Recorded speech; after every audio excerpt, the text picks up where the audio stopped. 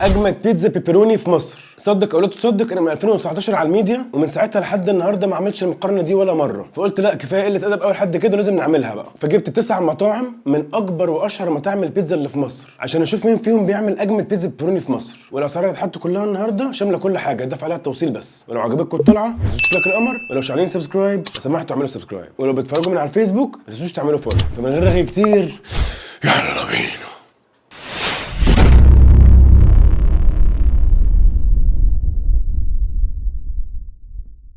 نبدا من الارخص للاغلى، فنبدا باول واحد وارخص واحد معانا النهارده، بيتزا كينج. وانا جبت منهم كلهم بيتزا ميديوم. وبيتزا كينج عنده البيتزا بيبروني الميديوم ب 160 جنيه. نفتح ونشوف. جايه سيلد من هنا كده، ما عنديش ضوافر خالص. والله يا عبد الله، في كفر، في منديل، والبيتزا بيبروني الميديوم. ده شكل البيبروني الميديوم عند بيتزا كينج كده. ودي بتبقى عباره عن بيبروني مع جبنه موتزاريلا مع صلصه البيتزا. سيمبل وبسيطه خالص. نخش على الطعم، بسم الله. نبدا ببيتزا كينج. نقطع كده. ازاي يعني كل ده ما عندناش بيبروني؟ ازاي؟ بس مش متقطعه كويس فعلشان اطلعها تهربدت سنه، بس عادي يعني. نخش على الطعم.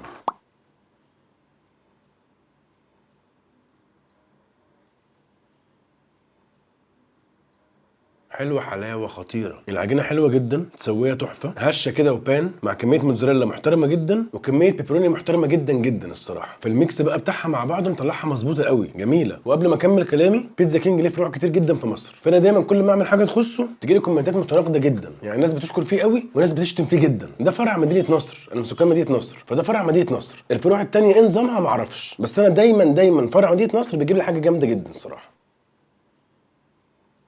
فبيتزايه جامده جدا، مخدومه جدا، والصلصه بتاعتهم كمان مميزه قوي، فمخليها حلوه قوي قوي الصراحه. وعلى سعرها ده توب وباشا كبير الصراحه، جامده جدا وهتعجبكم قوي. خش على اللي بعده. خش على اللي بعده بقى، بريموس بيتزا. والمطعم اللي كان عنده دبل بيبروني في المنيو كنت بجيبها على طول، لان هي برده بيتزا بيبروني. فالدبل بيبروني بيتزا عند بريموس بيتزا عامله 200 جنيه الميديوم. نفتح ونشوف.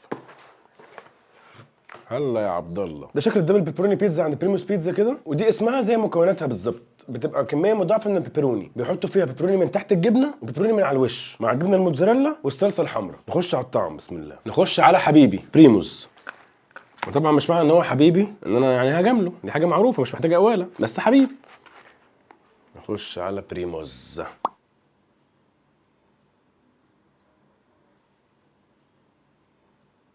ولاد لعيبه، والله العظيم ولاد لعيبه، انا ما بحبهمش من فراغ اصلي. عجينه بيتزا حلوه جدا، متسويه تحفه، مع كميه بيبروني مضاعفه فعلا، ومتسويه تحفه برده. البيبروني اللي تحت الجبنه طري، والبيبروني اللي فوق الجبنه مقرمش سنه كده، مع كميه جبنه موتزاريلا. انتوا شايفين غرقانه قد ايه جبنه موتزاريلا، غرقانه حرفيا. فبيتزا بيبروني خطيره تحفه. تعليق صغنن بس يعني، معلش، محبه والله عشان تبقوا احسن. هم محتاجين يزودوا فيها شويه صوص الطماطم، لان هو قليل شويه يعني، مش زي ما كان بيتزا كينج عامله. لان البيبروني بالذات بتحتاج معاه صوص طماطم كتير، بينطق طعمها قوي. هم هنا مهتمين بالجبنه قوي ومقللين شويه صوص الطماطم. لو زاد صوص الطماطم فيها عن كده هتبقى ولا كلمه. البيتزا خطيره طبعا، حلوه جدا. تكسب ولا لا؟ لسه في الاول خالص. هنخش على اللي بعده. خش على اللي بعده بقى، بيك بيتزا. وبيك بيتزا عندهم بيتزا بيبروني الميديوم ب 245 جنيه. نفتح ونشوف. كيس بلاستيك لطيف، 4 اكياس كاتشب. ده كلام كبير قوي، ده الاحجام ابتدت تنط جامد. ده شكل البيتزا بيبروني عند بيك بيتزا كده. وزي ما انتم شايفين، متروسه بيبروني ومتروسه جبنه موتزاريلا مع صلصه البيتزا طبعا. والاول مره من اول الحلقه يظهر معانا الزعتر مرشوش على الوش اهو، فانا متفائل بيها خير جدا الصراحه. نخش على الطعم، بسم الله. نخش على بيك بيتزا.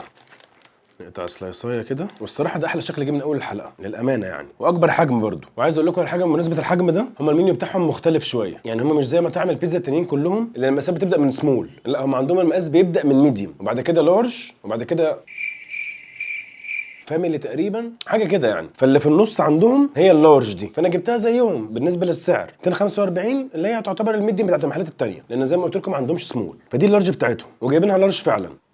نخش على الطعم، بسم الله.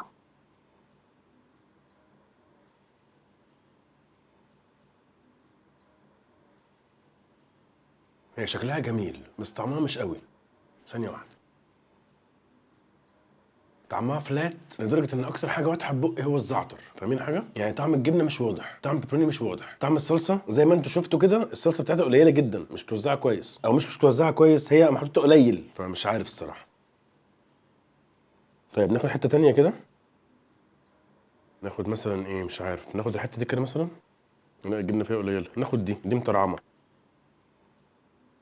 بس هو تعليق مبدئي يعني، انتوا محتاجين توزعوا المكونات على البيتزا كلها، لان مثلا ادي سلايس اهو ما فيهاش جبنه خالص تقريبا. نجرب تاني.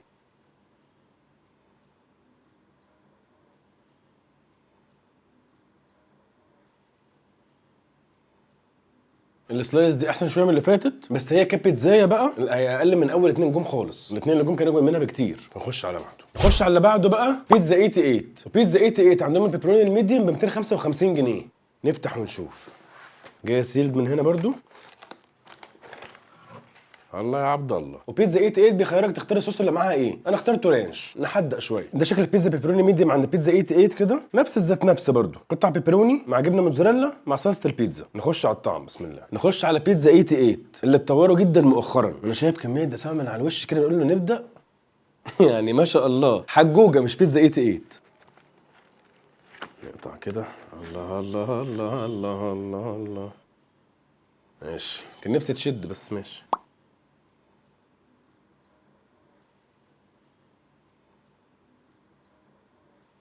خطيرة.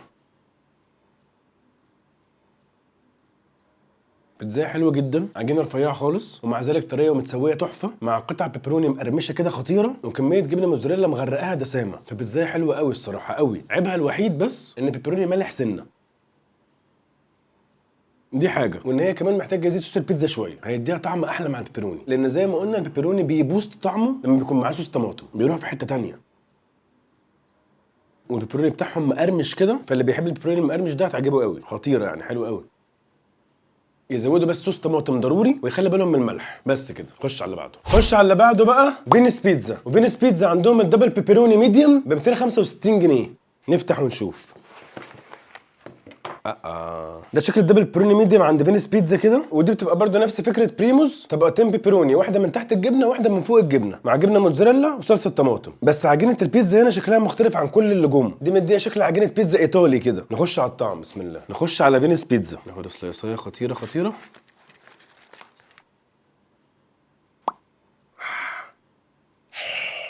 لسعت كل طلعه من البيت المره دي. بيتزا نظام البيتزا الايطالي اللي هي بتبقى العجينه عامله زي العيش شويه دي. دي بيتزا دي بيتزا. انزلي انزلي انزلي. مع كميه بيبروني حلوه، بس صلصه البيتزا اللي فيها محتاجه زياده عن كده برضو، والجبنه الموتزاريلا لان هي مش مغطيها كلها. انما للامانه جه احلى وارخص، فعلشان كده ما اعتقدش هتكسب. خش على اللي بعده. نخش على اللي بعده بقى، واكتر مطعم بيتزا في مصر مهتم بالبيبروني، لدرجه ان هم عندهم 3 انواع بيتزا روما تو جو. وبيتزا روما تو جو عندهم 3 انواع بيبروني، نوع اسمه سويت هاني بيبروني، ونوع اسمه بيبروني بفله، وبيبروني عاديه. وما عندهمش بيتزا نص ونص الا في اللارج بس. فانا جبت بيتزا لارج نصين، نص بيبروني سويت هاني ونص بيبروني بفله، النوعين الغريبين دول، وواحده ميديم زي اللي فاتوا كلهم بيبروني عاديه. فنبدا بالنصين الغريبين دول، وبعد كده نخش على الميديم. بيتزا جايه سيلد من هنا برضو. ايه ده؟ تعملوا حساب الزباله اللي ما عندهاش ضوافر يا عم. قطع ازاي؟ النص الابيض ده هو البفله، والنص اللي هنا ده هو السويت هاني. مارينارا، سويت شيلي صوص، سويت شيلي صوص تاني. نبدا بالبيبروني سويت هاني. ده النص البيبروني سويت هاني كده، وده بيبقى عباره عن بيبروني مع جبنه موتزاريلا وصوص طماطم فريش وصوص هاني سويت شيلي. نخش على الطعم بسم الله. نبدا بالسويت هاني بيبروني. يعني ايه؟ لا العظيم ما اعرف، انا زيك بالظبط. نمت صحيت لقيتهم بيقولوا سويت هاني بيبروني. دخلت مصر امتى؟ عملتوها ازاي؟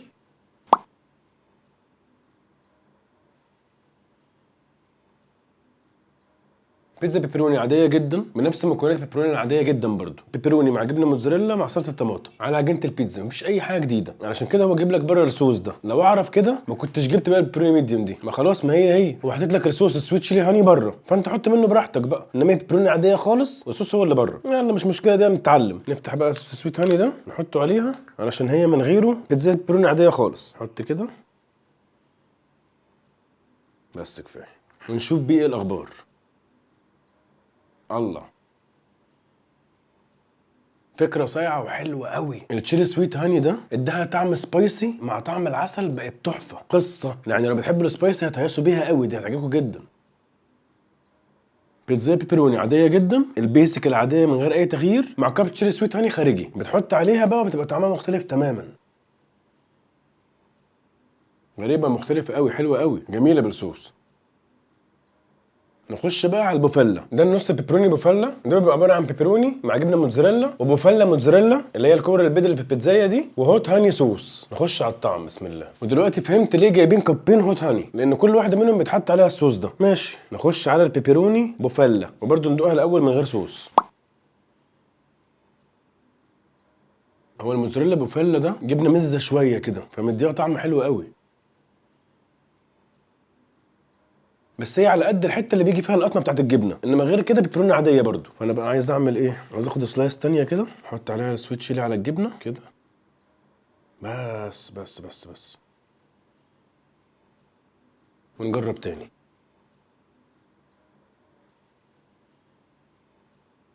الصراحه مش عامله فرق كبير خالص حته الجبنه دي، لان هي حته صغيره خالص على السلايصايه، فمش فارقه كتير، هي على قد ما تيجي القطمه بتاعتها وخلاص، انما غير كده بيبروني عاديه خالص.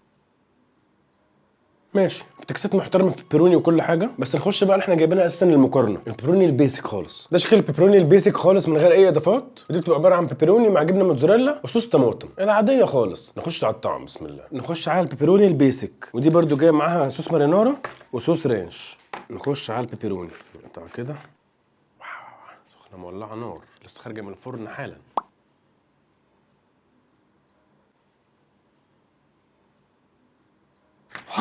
في نقطة زيت مولعة نزلت على لساني شلوحتها، مرفع كده زي توم اند جيري.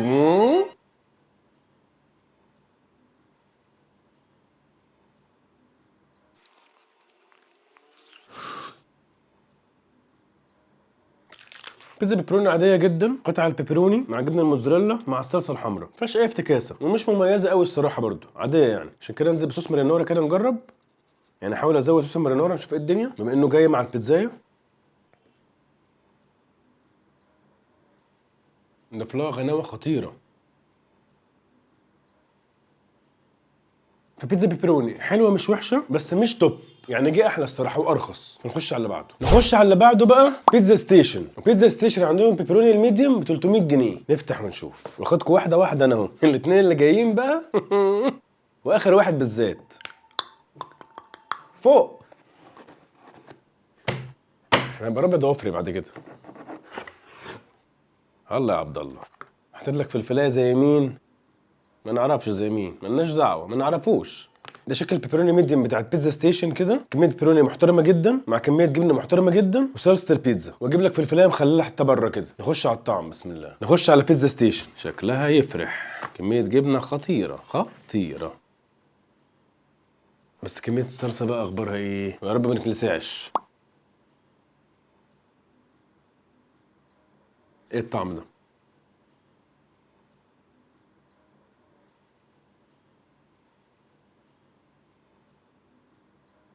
العجينه مسكره سنه كده، فعملت لي ايرور اول ما دقت.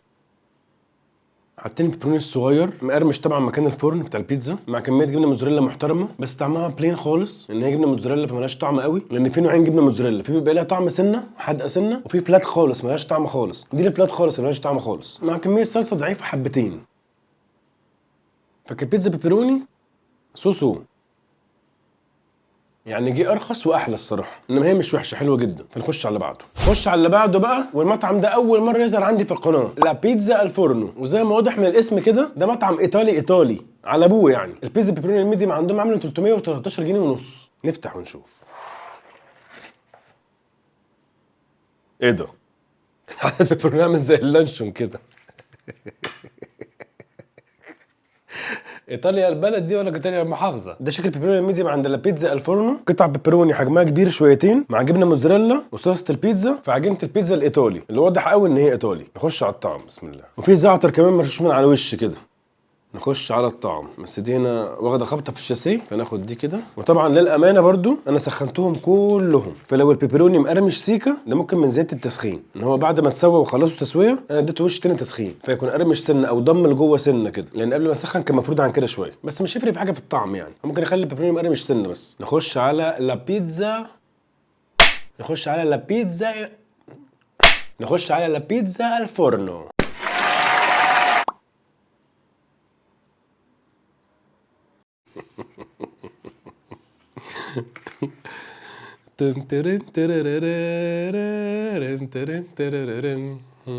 يا خسرت الفلوس.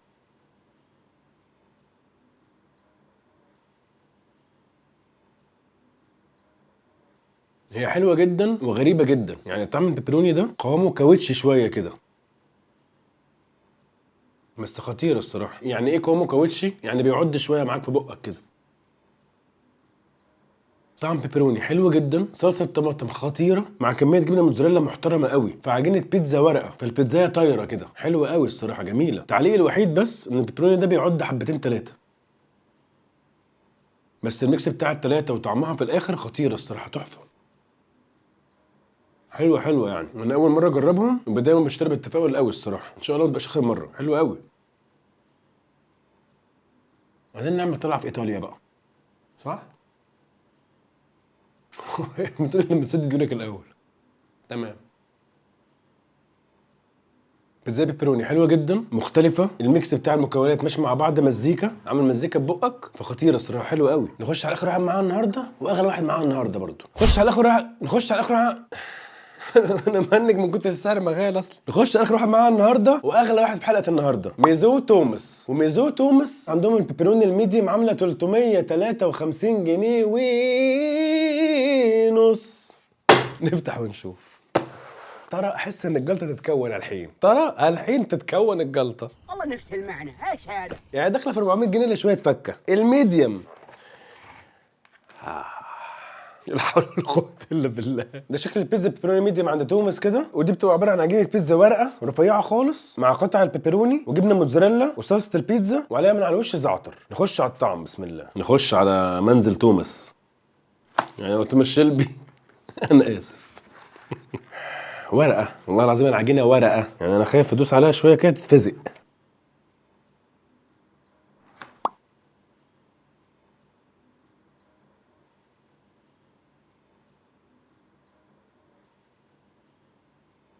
جميله الصراحه، جميله. ميزو توماس من القدام قوي اصل في مصر، قديم قديم يعني، ومن اللي بيعملوا البيتزا الايطالي على ابوه برضه. يعني بصوا العجينه قد ايه، مفيش نص ملي، فاللي دماغهم بيتزا ايطالي هيتبسطوا منها قوي، عشان برضه الواحد ايه اللي عليه، الاكل اذواق في الاول وفي الاخر. والبيتزا بالذات الناس فيها بتقسم مدرستين، الامريكان بيتزا اللي هو بقى كل جم في الحلقه ما عدا ممكن فينيس بيتزا كان جايب عجينه ايطالي سيكا، لا بيتزا الفورنو برضه ايطالي، والباشا ده. طعم بيبروني حلو جدا، كميه جبنه موتزاريلا مش كتير، متوسطه، مع كميه بيبروني محترمه جدا عليها، وصلصه البيتزا ضعيفه سيكا برضو، ومتروسه زعتر بقى، بيتزا كلها زعتر مع الوش. فحلوه لطيفه للي بيحبوا النوع ده من البيتزا، اللي هو ايه، اشرحه لكم اكتر او اوضحه لكم اكتر، اللي هو البيتزا بتبقى خفيفه، بيتزا خفيفه كده، لا في مكونات طاغيه ولا عجينه تقيله، هي خفيفه في خفيف كده، فطعم كل حاجه فيها خفيفه وبسيطه كده. اللي بيحب النوع ده من البيتزا هتعجبه، وهتعجبه قوي كمان. انا بميل للامريكان اكتر الصراحه، البيتزا المحمله بتاعتنا دي.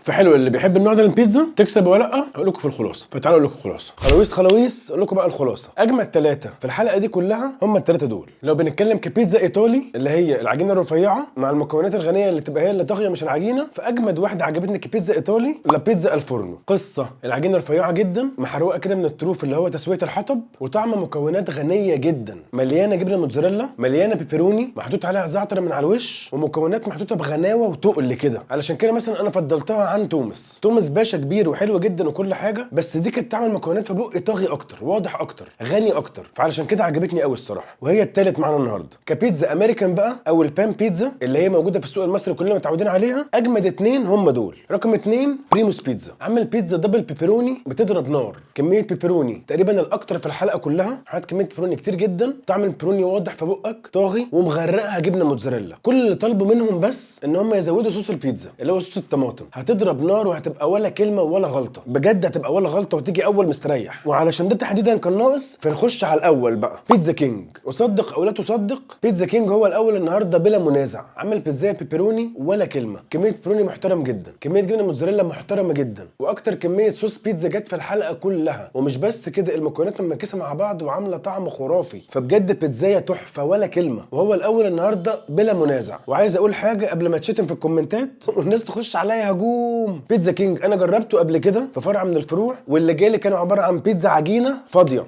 لا في حشو ولا في صلصه ولا في اي حاجه، كانت وحشه جدا. فهكرر تاني واقول ده من فرع مدينه نصر. انهي واحد في مدينه نصر؟ اعتقد بتاع جنينه مول، لان ده اقرب واحد ليا. الفرع ده دايما ما بيخيبش امالي في الطلبات، وبيجيب لي الطلبات بتاعته جامده جدا. وهو الفرع اللي انا صورت فيه قبل كده عندهم، وهو اللي لو تفتكروا كسب معانا مقارنه اجمد بيتزا مشكل جبن في مصر، كانوا هم برضو. فالفرع ده قوي جدا في بيتزا كينج، وانا مصدقكم جدا ان في فروع تانية تعبانه مله، لان انا نفسي جربته وبقول لكم. فدول اجمد 3 قلت لكم كل واحد ليه، ودي كده خلاصه الخلاصه. بس كده دي كانت طلعت الاسبوع ده. لو عجبتكم الطلعه ما تنسوش لايك القمر، ولو مش عاملين سبسكرايب لو سمحتوا اعملوا سبسكرايب وفعلوا الجرس عشان كل حاجه انزلها اول باول. ولو بتتفرجوا من على الفيسبوك ما تنسوش تعملوا فولو على الانستجرام وفولو على تيك توك، يعني ظبطوني في كل المنصات. لحد الاسبوع الجاي ان شاء الله، الاسبوع الجاي طلعه جديده. اشوفكم على خير. يلا سلام.